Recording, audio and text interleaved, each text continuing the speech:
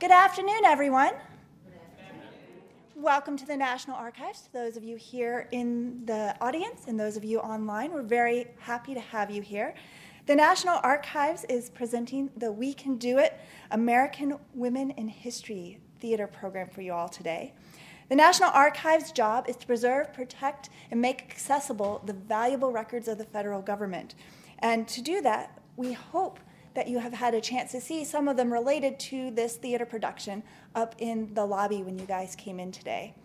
And if you haven't already had the time to see the rotunda and see the Declaration, the Constitution, and the Bill of Rights, we hope you also will stop by there after the program. Before we get started, I want to mention a few other upcoming programs. For adults, please join us back here in the theater for an upcoming noon book talk, or at 7 p.m. on May 8th for an evening with former White House photographer Pete Souza. On Wednesday, May 16th at 10 o'clock, we will have our next story time for preschoolers and their accompanying adults in the Boeing Learning Center. And the theme for May is Jackie Robinson and baseball.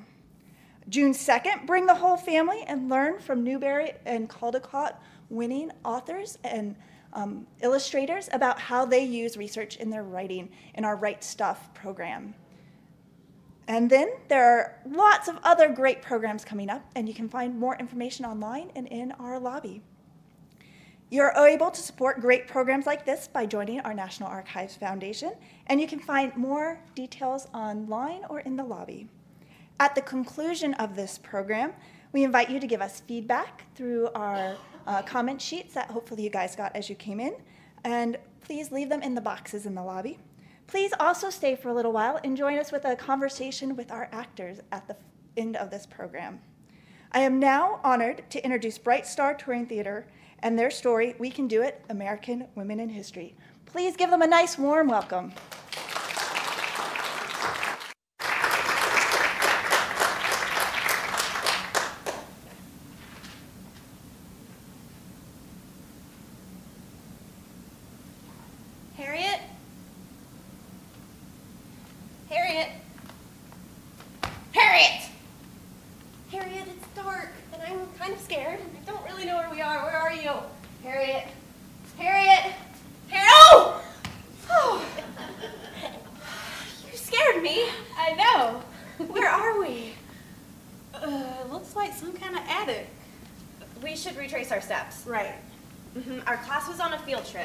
To the We Can Do It American Women History Museum. Right, when we got left behind in a room.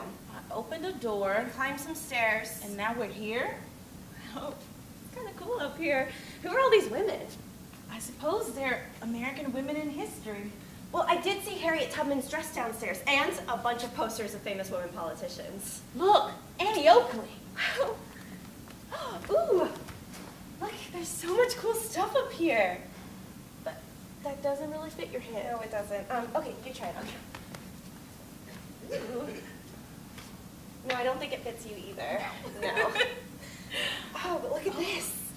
Do I look historical? You look ancient. Oh, thank you. Wow, this is so fun. Do you see this trunk over here?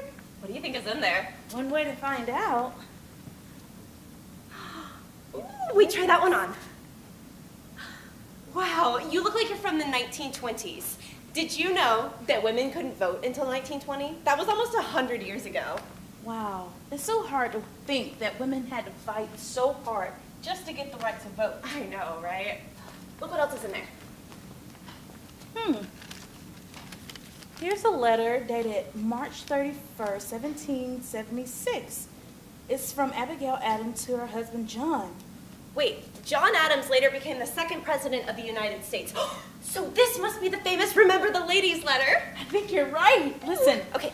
I desire you would remember the ladies and be more favorable towards them than your ancestors. Okay, what does that mean? It means that she wanted John to remember women's rights when he was making laws for our new country. And since John Adams is one of our forefathers, she was talking to the right person. Okay, read more. Okay. If particular care is not given to the ladies, we are prepared to foment a rebellion. Okay, foment a rebellion, what does that mean? It means that if women didn't get equal rights, they were gonna fight back.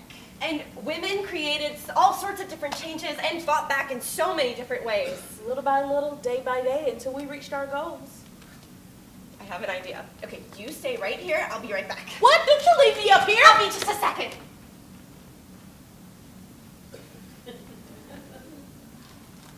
Well, I guess it is pretty cool up here. What else is in this trunk? Oh, look, some pictures. Oh, here's a picture of Elizabeth Blackwell. Elizabeth Blackwell was the first woman to earn a medical degree. She applied to all the major medical schools in the country, but she was turned down because she was a girl. And then some boys invited her in as a joke, but she got the last laugh. She finished first in her class. Oh, and here's a picture of Kara Mosley Braun. She was the first African-American woman senator. She once said, "Magic lies in challenging what seems to be impossible." Think about that. Magic lies in challenging what seems to be impossible. What a great quote. Women overcame the odds and managed to become all sorts of things. Writers, poets, politicians, poets. And soldiers! Deborah Sampson reporting for duty. Where did you come from? 4th Massachusetts Regiment of the Continental Army, served May 20th, 1782 to October 25th, 1783. 1783? That must mean you're from the Revolutionary War. That's right! Attention! And what soldier was the Revolutionary War? Good question. Can anybody raise their hand and tell me what the Revolutionary War was?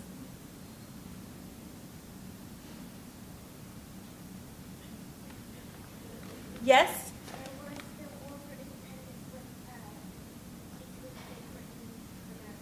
Yes, that's right. That's right. That's right. So that little soldier said that it was the war that we fought, America fought against the British to get independence. Very well done. Nice job. But wait, women couldn't fight in the Revolutionary War. No, we couldn't, which is why I enlisted in the Army under the name of Robert Shirtliff.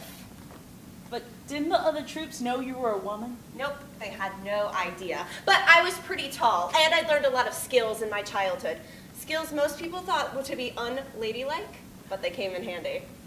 Well, didn't the Army ever find out you were a woman? Eventually, yes. I was honorably discharged in 1783, but I wasn't done fighting. You see, most soldiers receive a pension, a payment for their services, and I deserved one too, because after all, I'd done all the fighting just as well as any of the men. But it took a letter from Paul Revere. Paul Revere? You mean the midnight ride, Paul Revere? 1 by land, 2 if by sea? That guy? Yep, that Paul Revere. He wrote a letter to Congress on my behalf, and I finally started receiving my pension. I traveled all over New England and New York talking about my experiences, and every time I gave a speech, I proudly wore my military uniform. And now women all over America can serve in the military. It's pretty exciting, isn't it? Wait. Do you hear that? Hear what? I smell a red coat. I smell a British soldier. I'm off! Charge! Wow. One woman's desire to fight for her country made it okay for women all over America to fight in the military? That's amazing. Wow. Harriet? Amelia? Harriet? Amelia! Harriet! Amelia! Woo! There you are! What's up? You will never believe who we just met. Yeah. We just met Deborah Sampson from the Revolutionary War. Hold on. She died way back in 1827. I know how it sounds, but we just met Deborah Sampson. They told me about the Revolutionary War. Okay, Harriet. So look, I got caught in the books back there, and I found this. It's from the 1700s. Yeah, look who wrote it. Phyllis Wheatley. Yeah! Phyllis Wheatley is the first African-American woman to have a book of her own poems published. I think this is a picture of her, right? That's her. Did you know that George Washington himself invited her to the army camp so that she could read her poetry to the troops? Okay, but why? Well, her poetry reminded the troops of a time when they were brave. Oh, you know, there's a lot of other books back there. You can probably find another one of hers. Awesome. I love reading. This is so cool. What else is in here? Ooh. Okay. Just this. Okay. Oh, here we go. All right. On April 7th, 1805, the explorers Lewis and Clark left Fort Mendon, North Dakota, with a traveling companion and a guide by the name of Sacajawea. They traveled over 2,700 miles all across the country. At one point in their journey, they knew they would need horses for the rest of the trip because they were about to go through the Rocky Mountains, which was extremely treacherous. So they sent in Sacajawea as an interpreter when they found a group of Shoshone people. But it turned out that the chief of that tribe was her long-lost brother, who she hadn't seen for over 10 years. They were so excited to see each other that they danced for joy. Later, the chief gave them the horses and showed them the best routes to take, but he warned them that there was very little food on the road ahead. Sacajawea made that entire journey with her son strapped to her back in one of these. Her baby son strapped to her back. I can't imagine. 2,700 miles. She was an incredible woman. Oh, wow. This is amazing. I wonder what else is in here. We're learning so much about all these cool women. All right, let's see. Ooh, there's some coins in here. And, ooh. Oh, this is amazing. I can't believe we're here with all of these incredible women. You know, a woman's love for her children knows no bounds. Who are you? Well, I'm so glad to see us all gathered here together today. Who are you? Well, I was born Isabella Baumfree way back in the 1700s. Okay, I've never heard of an Isabella Baumfree before, so. Well, you wouldn't by my given name. You see, a long time ago, America had what we call slavery. And for a long time, the color of your skin mattered a great deal. I was born a slave in New York, and it would be 28 years before I would make my way to freedom along with my daughter. Then my son Peter was sold south to a family in Alabama. I decided I would sue to get him back, and I won. Later, I changed my name to Sojourner Truth. Wait, Sojourner Truth, I've heard of you before. Isn't it something that people like me risked everything so that we could all sit in the same room together today? You're welcome. Wait, aren't you known for a really famous speech? Oh, that would be my Ain't I a Woman speech that I did way back in 1851 in Ohio. Well, can we hear some of it?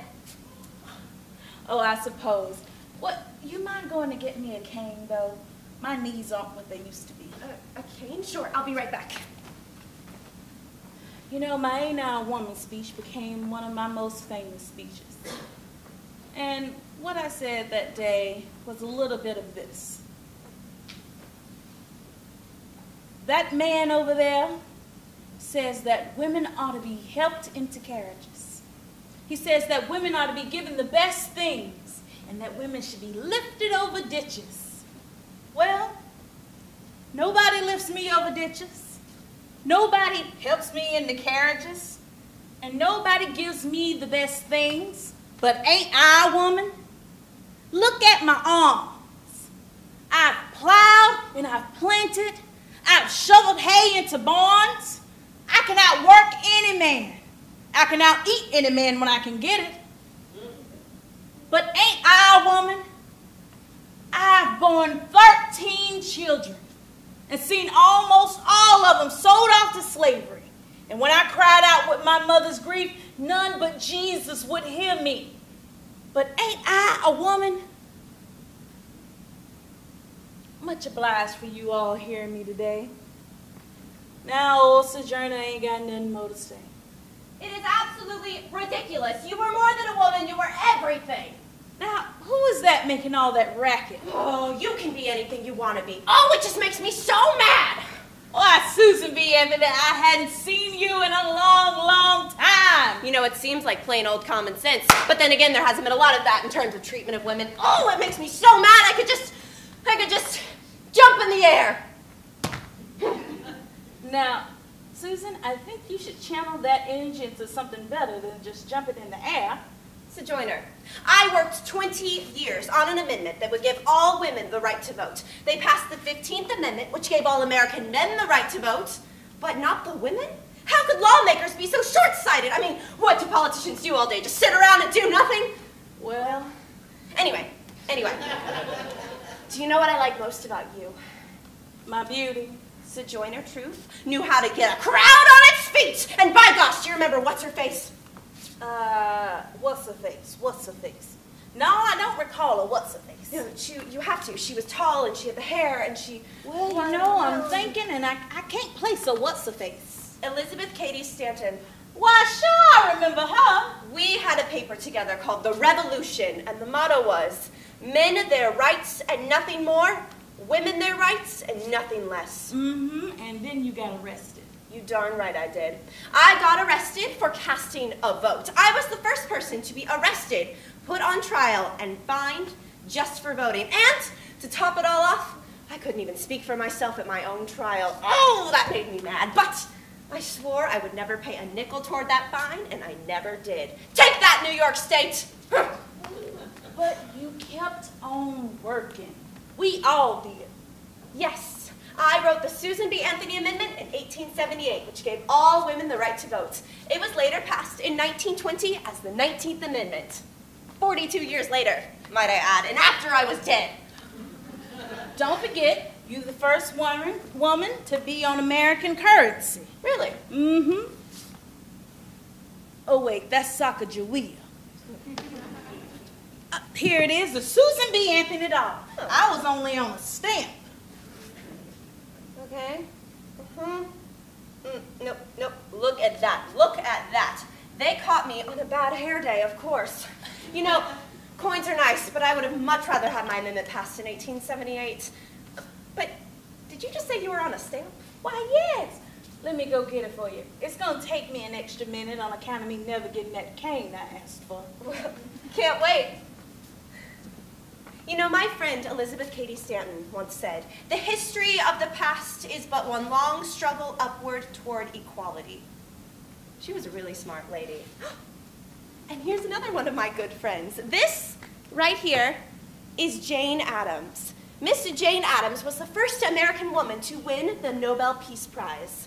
She once said, nothing could be worse than the fear that one had given up too soon. Another really smart lady.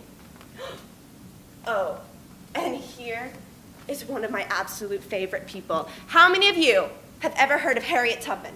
Harriet Tubman? I love Harriet Tubman because she was one of the bravest women I have ever known. She had to overcome so many obstacles, but she saved so many people. Why am I telling you all this? I think I saw her back there. Do you want me to see if I can get her to come out? Yes? Yeah? Miss Tubman! Miss Tubman, the people are here want to see you! Miss Tubman! Why, that woman had so much energy.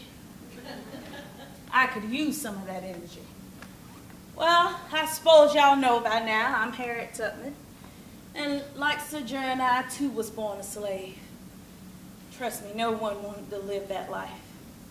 Having the fear of bearing the lash, having someone own you, there was no way to live. That's why when I tasted freedom for the first time, I could barely contain the joy I felt inside. And I wanted others to feel that same joy.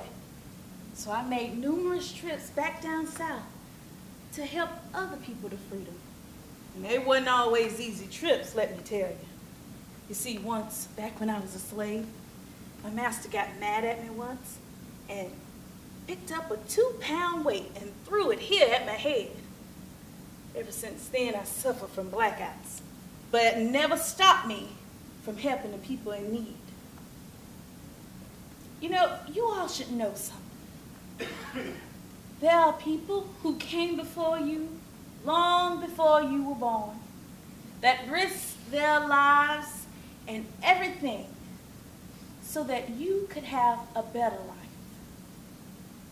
And one day, when you're 18, you can go and cast a vote for anyone you choose because of the sacrifices that those people made for you. Now, would you all like to hear a verse from my favorite song? Yeah? You would? Well, okay. Swing low, sweet chariot, coming forth to carry me home. Swing low, sweet chariot, coming forth to carry me home. Looked over Jordan, and what did I see? Coming forth to carry me home. Was that Harriet Tubman? I just missed Harriet Tubman. Oh, man. Oh, I have just the thing for her head injury. Hi, everyone. My name is Clara Barton. And for many years, I was very shy, and I did not like speaking in front of a lot of people. So, show of hands, who doesn't like standing in front of a large audience? It's okay if you don't. Most people don't. But I was so passionate about providing good, clean medical service to everyone that I traveled all over the country, gave speeches all over, and I forgot I was shy. Isn't that amazing? I'm getting ahead of myself now. So, how many of you have ever heard of the Civil War? Civil War? Yes? Yeah, a few of you? So the Civil War broke out in 1861, and I was living in Washington, D.C., and I was working for the U.S. Patent Office. I was honored to be one of the first women to hold such a position. But when the war started, I began hearing reports that there were soldiers who weren't getting the kind of medical treatment that they needed. And I thought that was just terrible, so I know! You know, the Civil War sparked a spark under a lot of women. I found my way to do my part. Who are you? Well, I was born Elizabeth Van Leeuwen, but some people call me Crazy Bette. But what did you do exactly? I was a spy. Really? Yes, I gathered information from the Confederate soldiers and passed it along to the Union. Wow. Well, you know, I gathered medical supplies and distributed to army camps all over, but I mostly worked out of Maryland and Virginia, so. Oh, I was in Virginia too. Really? Richmond mostly. Oh, well, that's strange we never met. Maybe we did, maybe we didn't. Wait, are you the woman that they called the most skilled, innovative, and successful of all Civil War era spies? That be me. You see, I invented this invisible ink and decoded messages that I would use to pass information along to the Union generals. Wow. Yeah. See, my spy ring was so large, it lasted throughout the war. Wow, that sounds so exciting. It was exciting, but I paid a price for it, you know. I was an abolitionist. An abolitionist is a person who doesn't believe in slavery and fights against it. And that didn't go well with my family and friends. But even without family and friends, you must always do what's right. Well, you're so right. It is so hard to stand up for what you think is right. You know, I served the Union during the war, but I provided medical supplies for both sides because that was the right thing to do. And I helped identify dead and wounded soldiers so we could communicate with their families. And then you worked for Abraham Lincoln. How did you know that? It's my business to know things. Well, you're right. I worked for President Abraham Lincoln. I was the first woman to be bureau chief in the United States government.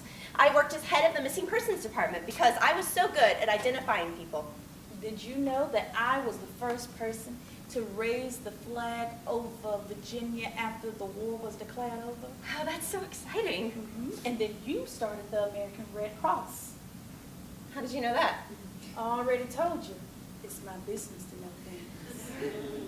Well, you're right again. I started the American Red Cross because I was so passionate about making sure that people got the kind of doctor visits that they needed. So I published pamphlets and newspaper articles. Oh, did you use invisible ink or decoded messages? No, I just made my point, plain and simple, and Congress eventually voted to create it. Wait a second, though. You don't have a quote on the wall here. Why? Maybe I do, maybe I don't. What does that mean? Invisible ink! Oh, well, that's cool. I mean, I'm so glad that not everyone has written in invisible ink so we can actually read it. Wait a second, come back! No!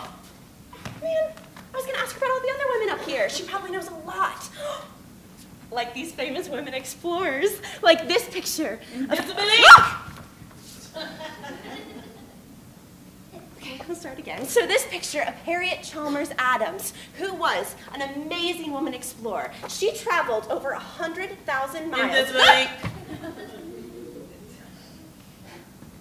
Okay, one more time from the top. So she traveled over 100,000 miles. Invisible ink.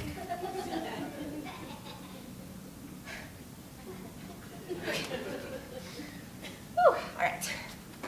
We'll give her like 5 seconds just to make sure. So 5, 4.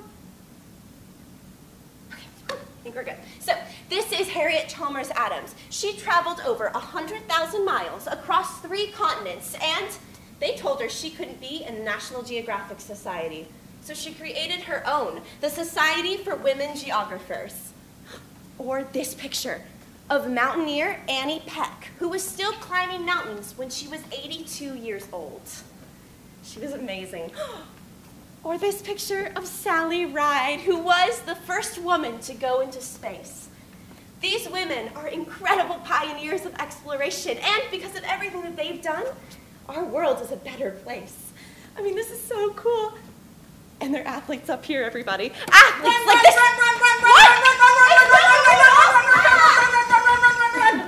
I won 3 gold medals in the 1960 Olympics. My name is Wilma Rudolph. What's my name? Wilma Rudolph. That's right. But you know what? I wasn't always so fast and famous. When I was born premature, which means I was born too early. And I was really, really small. And I got sick really, really easily. One of my legs was completely paralyzed because I had polio. Polio is an illness that affects the movement in your arms and in your legs. My mom said that I would walk, but my doctor said that I would never walk. I chose to believe my mom, and I went on to do more than just walk. I played every sport I ever wanted, and I became an Olympic gold medalist. People always ask me, Wilma, who's your inspiration? And I think about all the women that came before me and overcame all kinds of obstacles, and no one inspires me more than Helen Keller. Helen Keller got a fever when she was just 2 years old that left her blind and deaf. But she didn't let that stop her. She went on to learn how to read and speak. She went to college, and she gave speeches all over the world. She was a real firecracker. Did someone say the word firecracker? Kapow! Whoa! Annie Oakley, the sharpest sharpshooter in the West. Yep, and the first American female superstar. Here's a quote for you. Aim at a high mark and you'll hit it. Kapow! Whoa! Hey, you got a nickel? Yeah. Toss it up in the air, will you? Kapow! Oh, I gotta go see where my nickel went. Well, hey, everybody. My name is Annie Oakley, and may I just say that I am so excited to see such a big, beautiful audience out here today. So I've been performing for audiences nearly my entire life, and may I just say that you all seem to be the best-looking, smartest, and most attentive audience I have ever performed for. And I was once asked to perform for the Queen of England. Queen Victoria herself called me up. Kapow! Wow! Amelia! Well, hey there, little lady. My name is Annie Oakley. Why am I not surprised? Are you looking for your friend Amelia? Yeah, you hadn't seen her by chance. Have I seen her? Woo! This kid. Sweetie pie, I can see a nickel thrown in the air and put a hole right through it. You know, I once volunteered to train 50 American women to be sharpshooters in the Spanish-American War. I was turned down. Later, I volunteered to train soldiers for World War I. I was turned down again. So I am mighty glad to see that there are so many incredible women in the military today. Kapow! Woo! So listen, you all keep being amazing people, because amazing people accomplish amazing things. I'll see you later, kid. Kapow! Wow! Yeah! Whoa! Eddie Oakley, ladies and gentlemen.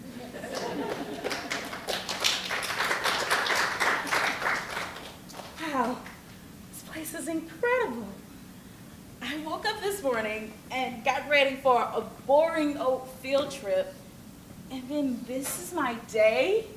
I'm meeting all these women that I've admired my entire life, women I've only read about in books that I never thought I would get to meet.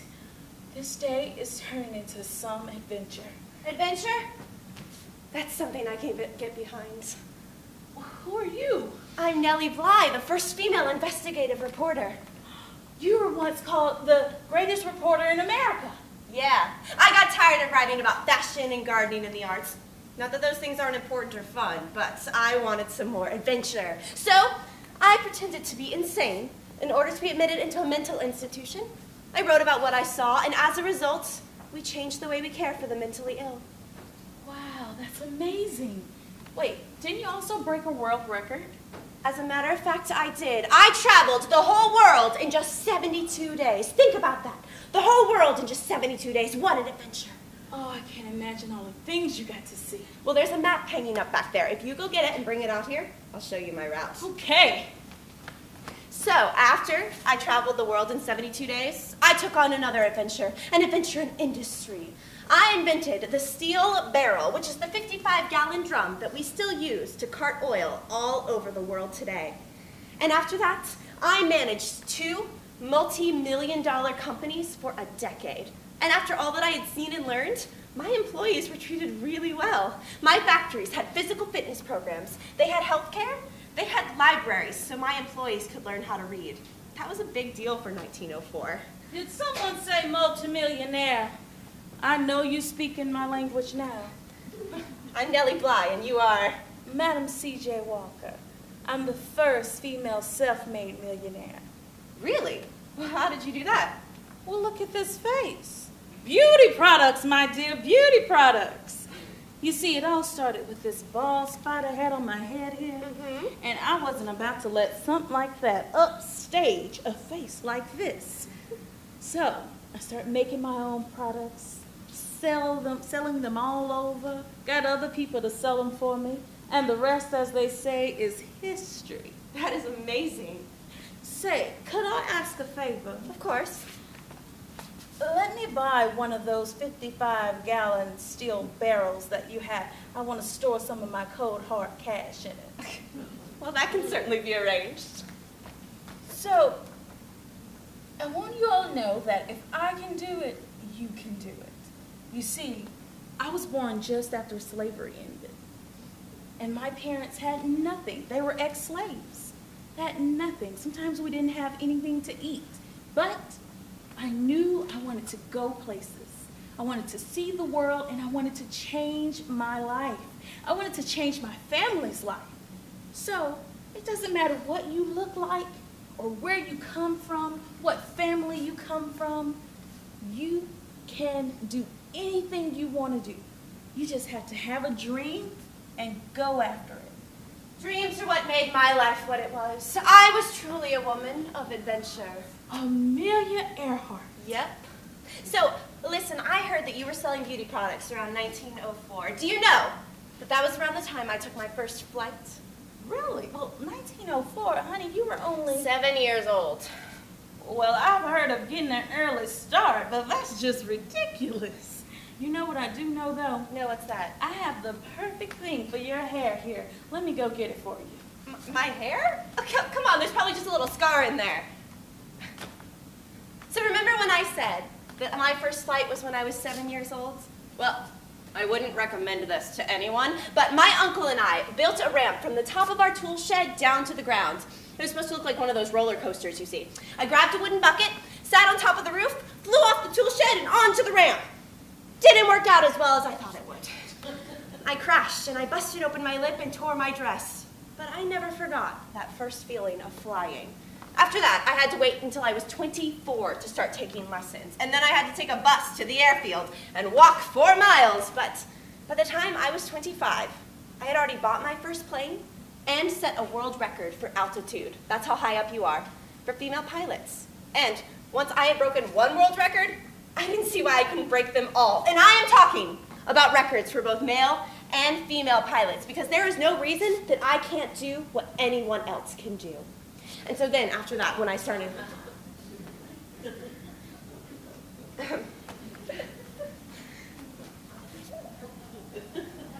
Hello? Hello? Hi? Hey! Hi! I'm so glad you're still here. You don't know how many times I've looked for you. It's like you just disappeared. Well, I'm Amelia Earhart, and you are? I'm Mae Jemison. I'm the first African-American female astronaut. And apart from everything that you did, you were the first in so many ways. Well, let's see. I was the first woman to fly across the country and back, the first woman to fly across the Atlantic Ocean, and the first person to fly from Hawaii to California. That's so awesome. Oh, it was. Just picture it, alone in your own little plane, flying across the waves or beautiful countryside. I had to be constantly aware of my surroundings, monitoring weather patterns, and communicating with pilots. Oh, but it was magical. I remember the first time I went out into space, being amongst the stars, looking down on how small the Earth really is. Okay, were you always an astronaut? No, I was a doctor, but I had big dreams, and I had to go after them. Life is too short, you know. Oof, tell me about it. Didn't you break a record and fly across the world? Well, I tried to, twice. On my second trip, my co-pilot and I made 22,000 of the 29,000 miles when we went down over the South Pacific. Mm-hmm. And then what happened? No one knows. That's my secret, and I'll never tell. But I can tell you some theories. Okay, let me get a pen. I'll be right back. Okay, well, I'll tell you all first then. So the first theory is that my co-pilot and I died in the crash. But there were never any remains of me, the co-pilot, or the plane that were ever discovered. The second theory is that we survived the crash and lived out the rest of our days on a deserted island. But the third theory is that we made it back to the United States, changed our names, and lived quietly ever after. But the point is, it's a completely unsolved mystery. And it's one that so many people today are still trying to solve.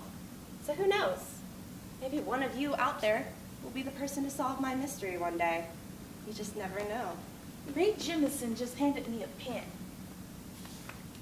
You're Amelia Earhart. Yes, I am. The world-famous pilot. That's me. But weren't you also a writer? As a matter of fact, I was. I was the aviation editor for Cosmopolitan magazine. That's awesome. You know, I want to be a writer.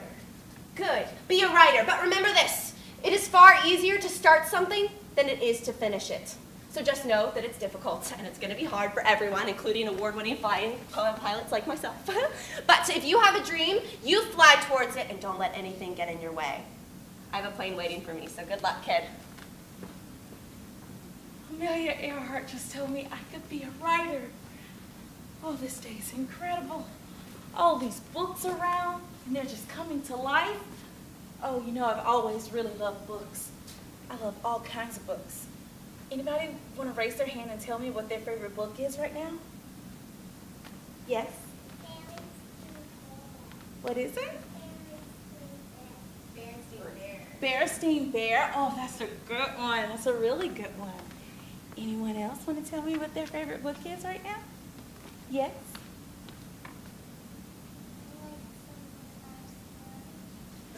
You like scary books?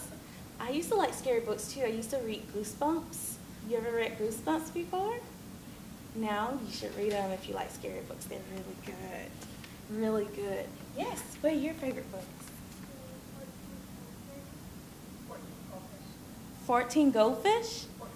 14th Goldfish. Oh, okay. I haven't read that one. I have to check that one out. It sounds awesome. Yes, up there? Hunger Games. Oh, those are my favorites. Which one are you on? Mockingjay. Oh, that's a good one. Yes. Lot Dogs? Flot Dogs? Okay. I love any book about dogs. I mean, any book about dogs is going to be good. I love all kinds of books. Chapter books, picture books, comic books. I know how you feel. I wrote down everything that happened to me. Who are you? I'm Laura Ingalls Wilder. I wrote 9 books about my adventures on the prairie, and those books covered everything, from leaving Wisconsin when I was 5 years old to getting married and having my own daughter, and everything in between. And I'm talking about giant blizzards, locust plagues, runaway Mustangs, you name it. You know, Little House on the Prairie is one of my favorite books. Thank you. You know, I overheard Amelia say that it's easier to start something than it is to finish it. Did you know I didn't publish my first book until I was 65 years old? Really? Yeah. Those books cover time from the 1870s to the 1890s, but I didn't publish the first one until 1932. Wow, that's like almost 85 years ago. Yes, and things have certainly changed in my lifetime. You know, when my family left Wisconsin to go to Kansas, it took us the whole summer to get there. We had to travel in a covered wagon, which had to be strong enough to hold everything we would need, but light enough for 2 horses to pull. Oh, so on your journey, what did you eat? Oh, well, let's see. Ma would cook corn cakes and salted meat. We had coffee and tea. Oh, and Pa would hunt. So we had rabbit and groundhog and prairie chicken. I guess that doesn't sound too bad. It wasn't, and you can always put molasses on everything. That's like a kind of syrup. Plus, it wasn't like we could just pull over and stop for tacos, you know. Yeah. Can we all just take a minute and appreciate how awesome tacos are? We certainly can.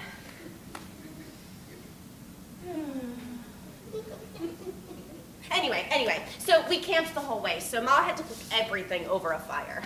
Wow. So, where did you live? Well, let's see, we lived in the covered wagon in a house that Pa made out of logs that he cut and pieced together, and in a dugout under a hill, and in a house made of stone, so everywhere. Uh-oh. Okay, so tell us about your books. Well, I was proud of my books, but I didn't expect them to catch on the way that they did. It was like a prairie fire. You know, my books today are translated into 40 different languages and are read all over the world. Little House on the Prairie is still being read by boys and girls today. Like me. Exactly like you. Would you like to see the original manuscript? Yes. Okay, wait right here. I'll be right back. Okay. Oh my goodness. This day is incredible. We're just meeting so many women, so many amazing women. Who are we going to meet next? Oh, what if we meet Mary McLeod Bethune? She started the Bethune-Cookman College. It was a college for African-American girls. It started with 5 students and went from 5 to 250 students in just 2 years. She was so amazing. Or Edith Wharton.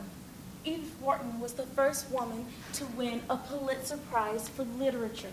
She was so intelligent. Or Rachel Carson.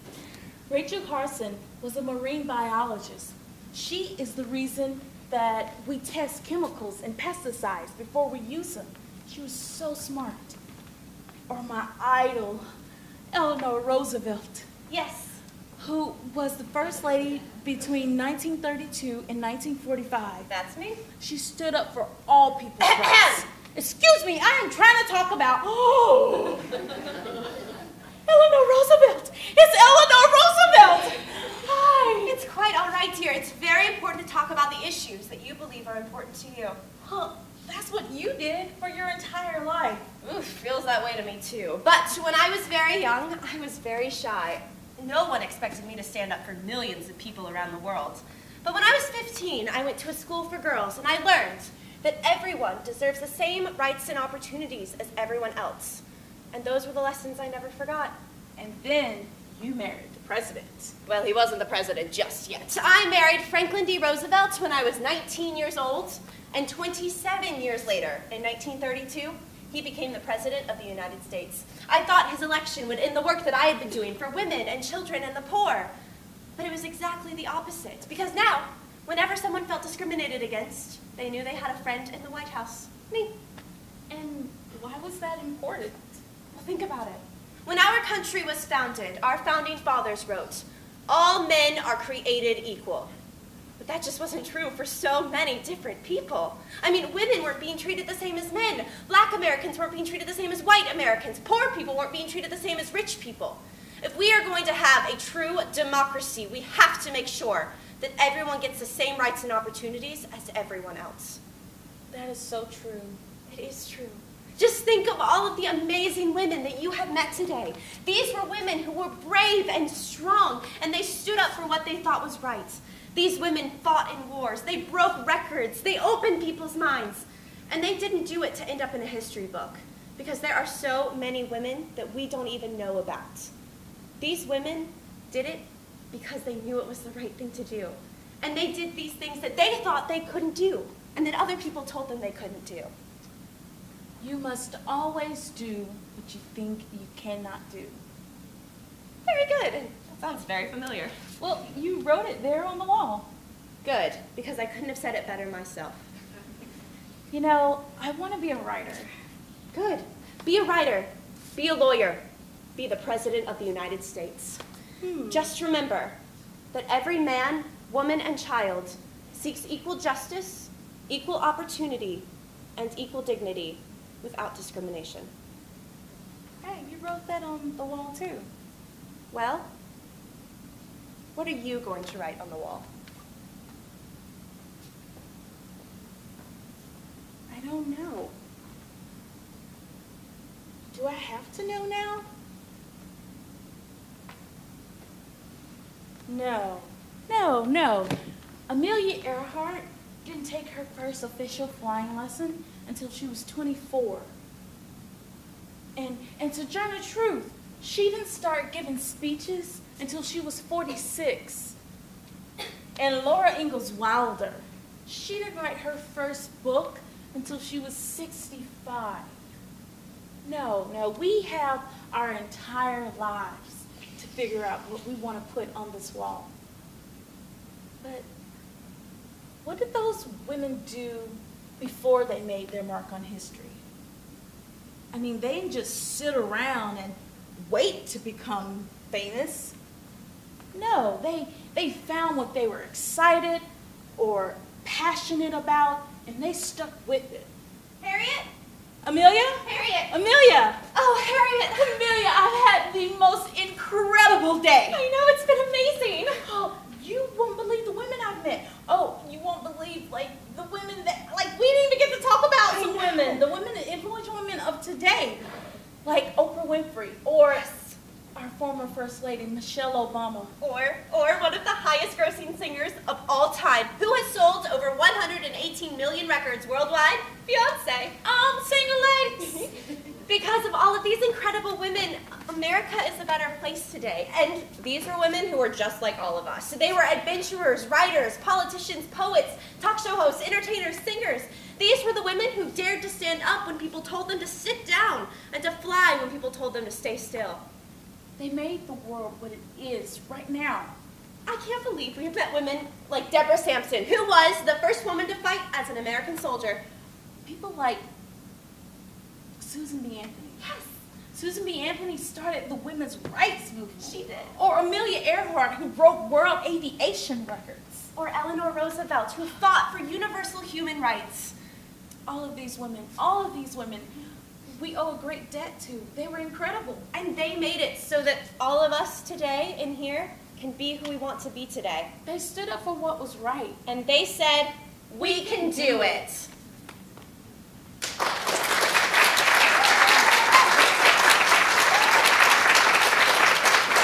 Thank you guys so much. Thank you. Thank you all for coming. Thank you. Thanks, guys. So,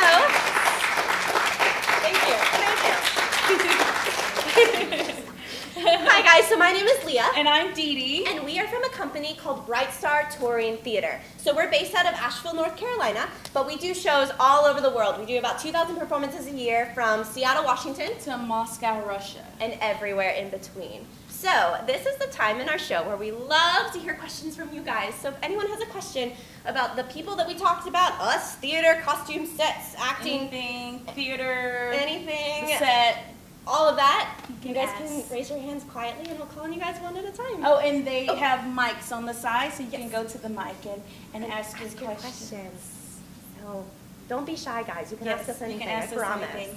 We've heard it all. Yeah, we really have. Anybody? Yes, of course.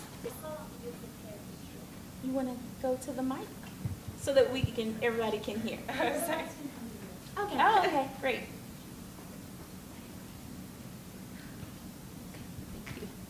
Okay, my question is, how long did you prepare for this show? I guess you've done a lot of research, right? Oh, yes.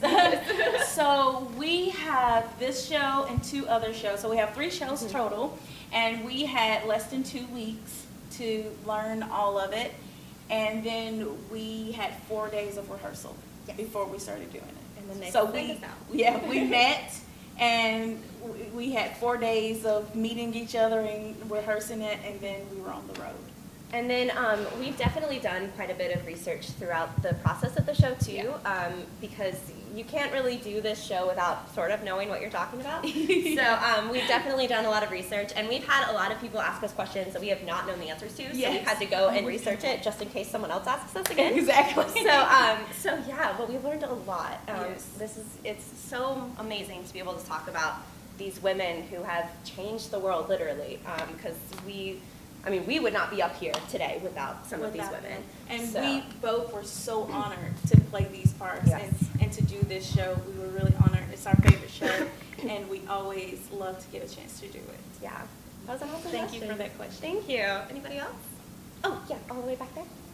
Oh, here and then there? So, yep, here then there. Okay, here and then up there. And then you up there in the... Who's your favorite historical character? Ooh. She's really good. Who's your favorite historical character, Judy? That we talked about, or just in general? That we talked about? That we talked about. Okay. I think that I really love Harriet Tubman, and I really love Eleanor Roosevelt. A lot of people don't know that we didn't always teach about Harriet Tubman in schools. Like, that wasn't always a thing. In my generation, we did. And in your generation, you learned about Harriet Tubman in school, right? But that wasn't always a thing. You know, Harriet Tubman died poor and, you know, alone. And nobody kind of remembered her. And it wasn't until Eleanor Roosevelt got, and Mary McLeod Bethune got together, and they were like, we need to remember Harriet Tubman, because she did as much for anybody as anybody else, as any of the men in the war and all of this. So they got money together, and they got a ship named the USS Harriet Tubman or something like that. And then after that, people started wanting to learn about Harriet Tubman, and it wasn't until like the 40s or 50s that people started teaching about her in schools. And I just think that that is amazing, the power that other women have to bring other women in the light, you know? And so that's just beautiful to me that Eleanor Roosevelt and Mary McLeod Bethune were like, we are not going to let this magnificent woman be lost in the shadows, because she was great just like we are. So she's my favorite right now. For me, probably Eleanor Roosevelt. I love Amelia Earhart and so many of the women that we talked about, but Eleanor Roosevelt, I believe, is so relevant for us today in this time period, and was so relevant during her time period, and she was an amazing woman who accomplished so many incredible things, and really was a spokesperson for the people who weren't allowed to stand up for themselves in that time period. So I think Eleanor Roosevelt. That was an awesome question. Yes. Thank you. Thank you for asking. All right, all the way in the back, I believe, was next. Yes. There we go. Okay, great. How did you pick these women? How do we pick the women? So we actually didn't pick them. So in theater, you have what you call a script writer. Mm-hmm. So the person that wrote this show, it was in 2014? I think it was earlier than that. It's earlier than that. In maybe the early millennium, someone wrote this show and wanted to do it about women's history. And this show started out with 2 white women, and the 2 white women would just take turns talking about women in history, and being white women characters, and then they were like, and they would talk about black women, but there wasn't a black woman present, and then so now they canceled the show, and didn't do it for some years, and then they revamped it, and they were like, we should put a black woman on stage, and instead of talking about black women, we should just have one represented. And which I really appreciate. I really appreciate, and I think, you know, people like that also. So the show has been around for a while, but the person that wrote it chose the characters, and it was hard for them, I imagine, because there's so many women we didn't even get to talk about. You know, there's so many that we didn't get to touch on or get to play, but yeah. So I wish we could have picked it. We had picked it though. This show would be so long. It would be like 4 hours long, and you guys would be falling asleep. So that was an awesome question. I think we had one over here. Oh, yeah. How did you change so fastly? That's a question we get asked a lot. Yes, it's a good question. So we have a saying called practice makes progress. So we have had to practice and practice and practice. So we line up all of our costumes on the ground. So we have all of them in order of the characters that we come out in. And then when we run backstage, we throw them on and then come running back out. And we have to just get really fast. We started out probably a minute for each costume, and now we've got it down to about 10 seconds. Yeah. But then we also... minute was way too long. So we had to really practice and practice and practice until we got it down to less than 10 seconds. Yeah. It's like when you're practicing your running, and you keep running and running, and you're like, I think I can go faster, I think I can go faster, and every time you're better, it's like that. Yeah. And then also we have to trust each other, because if one person hasn't come out yet for their change, we just have to keep talking, just hope that they're gonna come out eventually. Like one show, my dress broke. And I was backstage changing. I know, that was my face. That was my face. I was backstage changing, and it just, and I was like, what am I gonna do? And she was out here, and she was like, you missed her cue, and she just rambled on. She covered it perfectly, but I ended up coming out without a dress on. I was just like, maybe they won't notice. And you guys don't, I mean, we try to make sure that you guys don't know when we mess up, because you guys don't know the show. We try. No, we try. Sometimes it's pretty obvious, but we try not to. That was an awesome question, my friend. Thank you. All right. Anybody else have any questions? Yes, back there. Where was your first show? Where was our first show? On this tour or ever? Ever? Oh, goodness. Ooh. We've both been doing this for a long time. So, you want to just give them your history? Yeah, so I trained as a classical ballet dancer for about 18 years. And then decided that the ballet world wasn't really what I wanted to do with my life, so I got into theater in high school and got into theater in college, and I studied theater. I think my first performance ever was, I was Clara in the Nutcracker when I was about 6 years old, so I believe that was my first performance on a stage. So, yeah, what about you? I did music for a long time, and I went to college for opera. And then I minored in theater, and then I got out and started doing professional theater. So I've been doing music and classical singing for about 15 years. And my first performance was Taming of the Shrew. Taming of the Shrew. I was Bianca in Taming of the Shrew. Shakespeare. That was it. Yeah, Shakespeare. So. That's an awesome question. Thank you. Shakespeare into a musical. It's weird. Yeah. Strange. Somebody took it and messed it up. Anybody else? Oh, yes. We had a question about Amelia Earhart and which of the theories you think actually happened. Oh. This is such a hard question. So, gosh, I don't want to believe this, but I unfortunately think she probably died. Because, she crashed in the middle of the ocean. But there was a picture that surfaced about 6 months ago. It was really recent. It was about 6 months ago. They found a picture of a white woman and a white male standing on an edge of a pier. And they believed she looked a lot like Amelia Earhart, this woman did. And her co-pilot, Frank, it started with an F, he also was in the plane with her because, they had to have two people in the plane when you fly across the world. And so they thought that it might be her. And then I believe that they dated it, and they said it was a couple of years before she actually did her final flight. So, but there's so many theories. I mean, there's one theory that she got, it was during the war at that time, so they thought she might have gotten kidnapped by, taken prisoner of war by some Japanese soldiers.